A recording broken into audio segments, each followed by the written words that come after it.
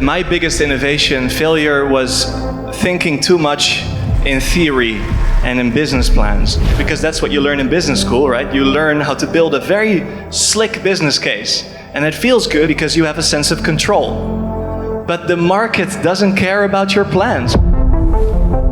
And so what I'd love to talk about is how do some organizations manage to innovate time and again while others just get lucky?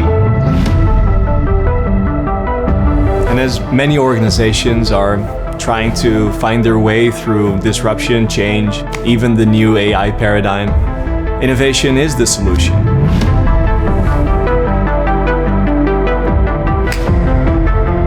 You don't know if your idea is good or bad.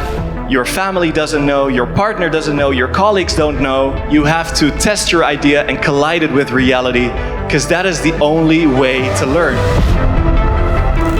Orient yourself when you're talking about innovation, because we have companies and their teams are saying, wow, we're innovating, we're doing something new. I apologize, but your competitors already had it 10 years ago. I mean, innovation is more than just a couple of projects left and right. It's more than a one-off. Well, in fact, if you want to make innovation a repeatable and scalable process throughout the organization, I mean, there's so many ingredients that you have to get right.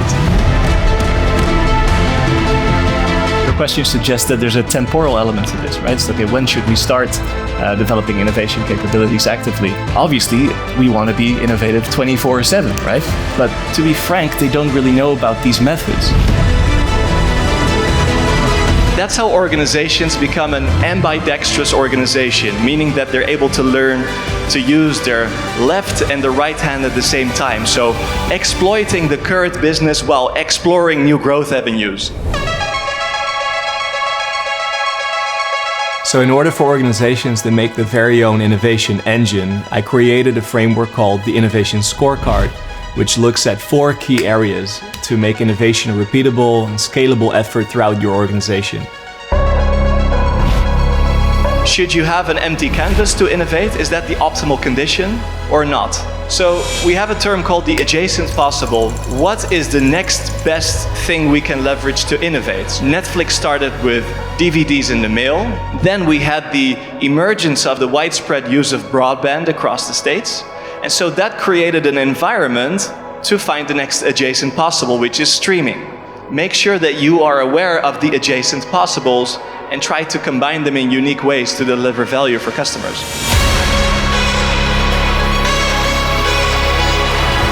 Amazon had multiple paths to yes. So instead of having one idea at the bottom of the organization and getting killed, maybe by a manager, they had multiple areas in the organization where they could pitch the idea. Because imagine Airbnb had maybe 20 investors that said no, but it took one investor that said yes. And so we know that today it's a multi-billion-dollar company, so it's not always the idea that's the problem, but sometimes the eye of the beholder and the timing. And once an organization has their innovation engine in place, their entire culture will shift. It'll change the way that they tackle problems, hire the next talent, and even the way that leaders make decisions and make their organizations adaptable and resilient for the next years to come.